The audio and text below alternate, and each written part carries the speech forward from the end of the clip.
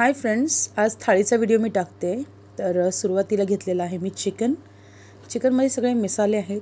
हळद, लाल मसाला, गरम मसाला, त्यानंतर बडीशेप आहे, मीठ आहे, थोडंसं लिंबू पिळते मी। सगळं व्यवस्थित छान मिक्स करायचं आहे आणि थोड्या वेळ आपल्याला ठेवायचं आहे। थोडीशी कोथिंबीर टाका तुम्हाला आवडत असेल तर। मिक्स करून ठेवायचं थोडा वेळ, तरी एक 10 मिनिटं ठेवलं बस झालं मुरण्यासाठी। आणि मग मी तळायला टाकते, चिकन फ्राय करते। बघा लेग पीस पण ठेवलेला आहे आणि त्यानंतर सर्व चिकन एकत्र एक एक पीस करून ठेवते।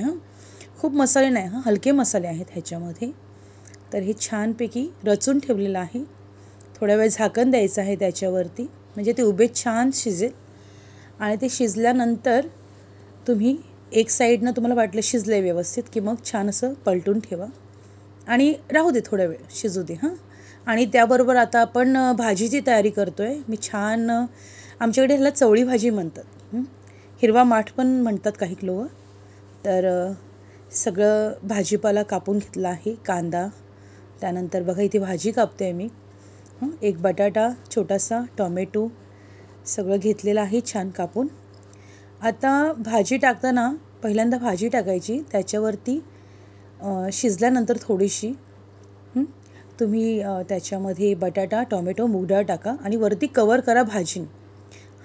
मसाले वगैरे टाका आणि आपली जशी तुम्ही घरगुती करता छान थोडंसं पाणी टाकून ओलसर भाजी करा।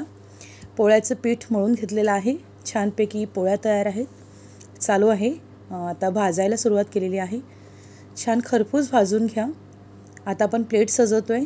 बघा प्लेटमध्ये मी पहिली भाजी ठेवलेली आहे, चपाती आहे, बाजूला छान बासमती राईस केलेला आहे, त्यानंतर चिकन लेग पीस आलेला आहे अगोदर, त्यानंतर बघा चिकनची पीस आहेत। छानपैकी आपली ही थाळी तयार झाली आहे।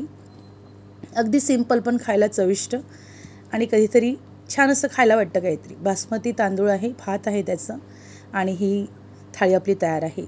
ओके, तर हा व्हिडिओ तुम्हाला कसा वाटला, लाईक आणि शेअर करा। थँक्यू।